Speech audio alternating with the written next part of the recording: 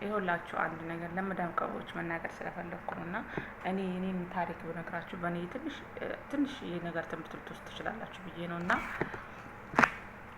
እና ቡናችንም ጎንጨት እያደረግን እና የኔን የሆነ ታሪክ ትንሽዬ ባካፍላችሁ ለእናንተ የሆነ ነገር ይሆናችኋል ብዬ ነውና አንድ ነገር በነገራችሁ ያኛው ነገር ለትምህርት ለእናንተ የሚጠቅማችሁ ነገር ከሆነ ትምህርት ትይዙበታላችሁ፣ ትማሩበታላችሁ፣ ትጠነቀቃላችሁ ከብዙ ነገር ማለት ነውና ሰላም አለይኩም ወራህመቱላሂ ወበረካቱ። ስሜ ሀቢባ እባላለሁ ማለት ነው። ሀቢባ ኢሳቃ ሙስጠፋ እባላለሁ። የሚቶ ልጅ ነኝ። ሚቶ እንዳማጣቋት ደግሞ ጦር አካባቢ ትንሽ እና ሰብስክራይብ አድርጉኝ ሁላችሁም ማለት ነውና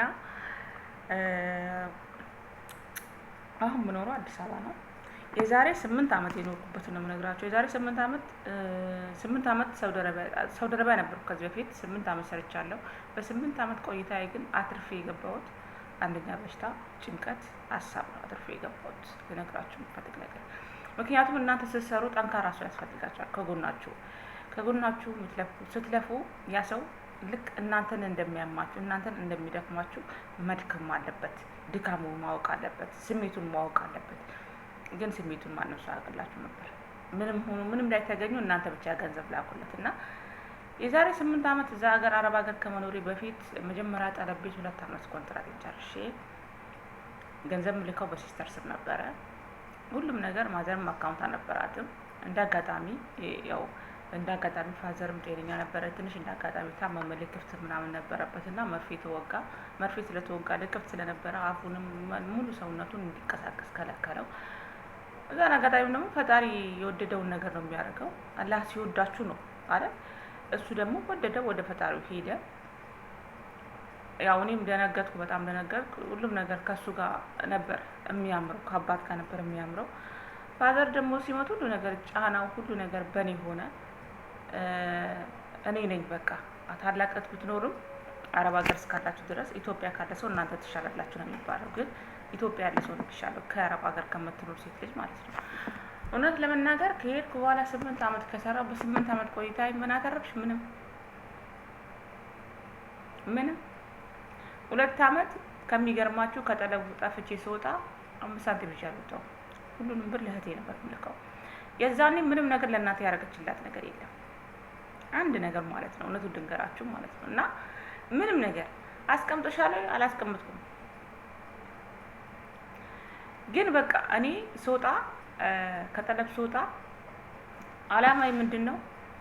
በቃ ለእናቴ የሆነ ነገር ማድረግ አለብኝ። ለእናቴ የሆነ ነገር የምታርፍበት ቢያንስ ቤቱን ማስተካከል፣ ቤቱን መስራት አለብኝ ምናምን እና አላማዬ እንደዛ ነበር። ስመጣ ከዛ ፋዘር ሞተ። እንዳጋጣሚ ፋዘርም ሲሞት ደግሞ በቃ ወደዚህ ተቀየርኩና ቤቱን አስተካክዬላት ለራሴ የተወሰነ ገንዘብ ይዤ ቢያንስ ሄዳለሁ የሚለው ነገር ነበር ሀሳቤ። ግን ጠንካራ ሰው ከሌላችሁ፣ እውነቴን ነው የምላችሁ፣ የእናንተ እመም የሚያመው ሰው ከሌላችሁ እናንተ ውድቅ ናችሁ። ምንም ብትሰሩ ምንም አያልፍላችሁም። ወላሂ ነው አይደለም 8 አመት 20 አመት ብትሰሩ ማለት ነው። ግን እውነት ለመናገር እኔ ልክ ከጠለብ እንደወጣው ከዛ በኋላ ማዘርጋ አልቅሼ ታውቃላችሁ፣ አልቅሼ ነው አካውንት እንዲወጣላት ያደረኩት። አካውንት እንዲወጣላት ምክንያቱም በማዘር አካውንት የሚላክ ነገር ከሆነ ለሷ አይደርሳትም ገንዘቡ ማለት ነውና አልቅሼ በጎረቤት ምናምን አካውንት እንዲወጣና እናቴ በጣም ጀግና ናት በነገራችን ላይ እንደ ወንድ ናትና እንደምንም ብላ ጥርሷን ልክስ አድርጋ የምትፈልገውን ቤት ሰራች። አይደርስ የለ ደረሰ። እኔ ደግሞ እንዳጋጣሚም በቃ በጣም ያመኝ ነበር፣ ልቤ ምናምን ያመኝ ነበረ። ሀገር መግባት አላማ የለኝም። ግን እንዳጋጣሚ አንድ በጣም የሚወደኝና በጣም የምወደው ወደ ህይወቴ መጣ ማለት ነው። ከዛ ያው መጀመሪያ ይወደኝ ነበረ፣ ህይወቴ ላይ መጣ። እውነት ለመናገር ኒካ ስራ ገባለሁ የሚል ነገር ምናምን ኒካ ስራ አልኩት። እኔ እየቀለደብኝ ነበር የሚመስለኝ ለኔ። ወንድ ልጅ ያው መጀመሪያ መፈተነው ፈተና አለ እኔ ማለት ነው። እኔ በራሴ ሌላዎችም ነግራቸዋለሁ ሌላ ጊዜ ምን ብላችሁ እንደምትፈትኑ ወንድ ልጅ። ከዛ እንደዚህ ቤት ስለው አዎ አለ። በቃ ኒካ ስራ አልኩት። ከአንድና ከአንድ እሺ ነው ያለው። አንዳንድ ወንድ አሁን ኒካ ስር ስትዩ ኧረ እባክሽ ኧረ ቀስ በይ ምን ሰርተሽ ምን አድርግተን ገና እኮ ነን በአሁኑ ኒካ ስረን ምን ውስጥ እንደዚህ የሚላላ ይሄኛው ካንና በቃ ኒካ ሰርልኝ እኔ ዝም ብዬ ማውራት አልፈልግም ሀራም ላይ መውደቅ አልፈልግም ማውራት በራሱ እኮ ሀራም ነው ብያልኩት ማለት ነው። እሺ በቃ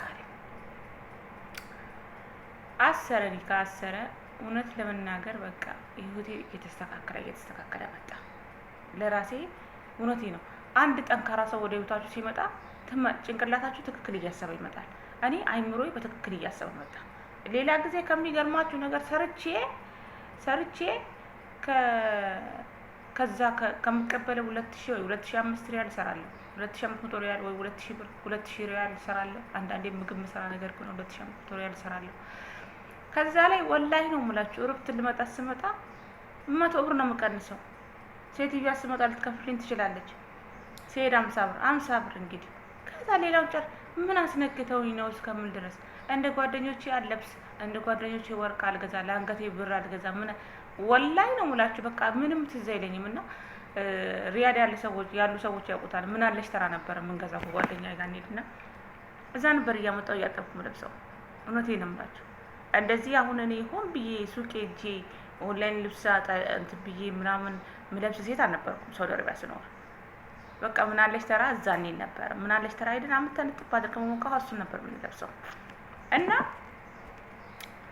እውነት ለመናገር ጠንካራ ሰው ያስፈልጋቸዋል፣ ጎበዝ ሰው ያስፈልጋቸዋል። ከዛ አንድ አጋጣሚ እኔ ሀገሬ ከገባው በኋላ ትዳሬን ያዝኩ። ትዳሬን ይዤ አሁን ምርጥ ቆንጂዬ ወንድ ልጅ አለኝ። በጣም የሚያምር ቆንጂዬ የሚያሳሳ ሊያዩት የሚያሳሳ ወንድ ልጅ አለኝ። አልሐምዱሊላህ። ለሱ ምን ይሳነዋል? ወላሂ ለሱ ምን ይሳነዋል? ከዚህ ማጥ ውስጥ አውጥቶኝ እዚህ ውስጥ አስገብቶኛል። እና ሀገር ስገባ በእጄ ላይ 50 ሪያል ነው ይዤ የገባሁት። ያን 50 ሪያል ሻንጣ ምናምን የሚልበት ቦታ አለ አይደል? እሱ ጋር ስደርስ ያቺን 50 ሪያል ትከፍላላችሁ። ከፈልኳት። እንደውም አንሶኝ ነበርና በቃ የለኝም ምናምን ስላቸው እሺ በቃ ምናምን አለ። ወላሂ ለራሴ ያስቀኛል። አገር ገብቼ አለማበዴ ነው። እውነት ለመናገር አለማበዴ ማግባቴና አዲስ አበባ መቀመጤ ነው። አገር ብኖር ሰው ራሱ ምን እየመሰለኝ መጣ። አውሬ ቤተሰቦቼ እንደዚህ ሳያቸው ፊታቸው ሌላ ነገር ነው የሚታየኝ። እንደዚህ ሳያቸው ፊታቸው ጡጥ ይሳይ በሌላ ነገር ተመስለው የሚታየኝ ማለት ነው። ሄድኩና 4 ቀን ነው ቁጭ ያልኩት። 2 አመት ከእናቴ ማለት 10 አመት ከእናቴ ተለይቻለሁ። 4 ቀን ነው 5 ቀን ነው ቁጭ ያልኩት። በቃ ጨነቀኝ፣ በሽተኛው አመመኝ በ4 ቀን ውስጥ ራሱ ማለት ነው። እና ቀጥ ብዬ ነው አዲስ አበባ ተመለስኩት። አዲስ አበባ እንኳን ተመልሼ ራሱ ጤነኛ አልነበርኩም። በጣም ያመኝ ነበርና ምን አተረፍሽ ላላችሁኝ ነው። ምን ይተረፍበታል ለተባለው ምንም አይተረፍበትም። በሽታ፣ ጭንቀት፣ ሀሳብ በቃ ምንም ነገር ሳትይዥ ከመጣሽ ጠንካራ ካልሆንሽ ቤተሰብ ከሌለሽ ውድቅ ነሽ። ገብተሽ ምንም ነገር ሳትይዥ በቃ እኔ ቤት ሰርቻለሁ፣ በቃ ይሄ ነገር አለኝ፣ በዚህ ብገባ በዚህ ገባለሁ ምናምን አይደለም። 1 ብር እንኳን ለታክሲ ብሎ አላስቀምጡልኝም። ከሚገርማችሁ ልብስ እንኳን ያመጣሁላቸውን ልብስ እንኳን ራሱ ከፍዬ ነው ወሰድኩት። እነሱ መተው ሊቀበሉኝ ለነሱ ራሱ የመኪና ከፍዬ ነው ወሰድኳቸው። አይደለም ለኔ ሊያስቀምጡልኝ ቀርቶ ማለት ነው። እና ምን እላችሁ ፈልጌ ነው አገር ልትገቡ ካሰባችሁ ቢያንስ የሆነ ነገር የምትጽናኝበት የሆነ ነገር ግዴታ ነው። ግን አምናችሁ የምትገቡ ሴቶች ብዙ ሴቶች ይተጎዳችሁ። እዛ ሀገር ስገቡ ሌላ ነገር ነው የምታዩት። ሀገር ስገቡ ሌላ ነገር ነው የምታዩት። እኔ ከገባሁም በኋላ መሬቴን ተክጃለሁ። እውነቴን ነው የምላችሁ። 6 አመት ሙሉ መሬት ገዝቼው ነበር። 6 አመት ሙሉ ቆይቼ ለመስራት እንጨት ምናምን ገዝቼ መሬቴን ራሱ ክደውኛል ማለት ነው። እና ብዙ ነገር አለ። በባዳ ትካጃለሽ፣ በቤተሰብ ትካጃለሽ። በቃ ምንም አልመሰለኝም። ወላሂ ነው የምላችሁ። አልሐምዱሊላህ በደንብ የሚያጽናና ባል አለኝ። አላህ ይባረከው ባል አለኝ። አላህ እድሜውና ጤናውን በእድሜ ያቆይልኝ። ረጅም አመት አብረን እንድንኖር አድርገን በጣም በቃ እንትን ያለው አይምሮ የሚጨነቅ ባል አለኝ። እና በቃ ሁሉ ነገር በሚጨንቀኝ ሰዓት ወላሂ ነው የምላችሁ ወይ ተከናንቤ ማልቀስ ነው ወይ ደግሞ ዝም ብዬ መዞር ነበር አዲስ አበባ ላይ። እንደዚህ ነበር ስራዬ ማለት ነው። እና ምን እላችሁ ፈልጌ ነው ጠንካራ ሁኑ፣ ጎበዝ ሁኑ። ቤተሰብ ለእናንተ አያስብም። ምንም ነገር ስትገቢ ከአረብ ሀገር ስትገቢ በሽታ ነው። እውነት ለመናገር ስንመጣ ጤነኛውንም ገብተን ስንሄድ በሽተኛ ሆነን ነው የምንሄደው። እና የምንላቸው የራሳችሁን ጠብቁ እህቶቼ። ሰብስክራይብ አድርጉኝ። ፓርቱ ደግሞ ነግራቸዋለሁ። እሺ የኔ ቆንጆች ሰብስክራይብ አድርጉ።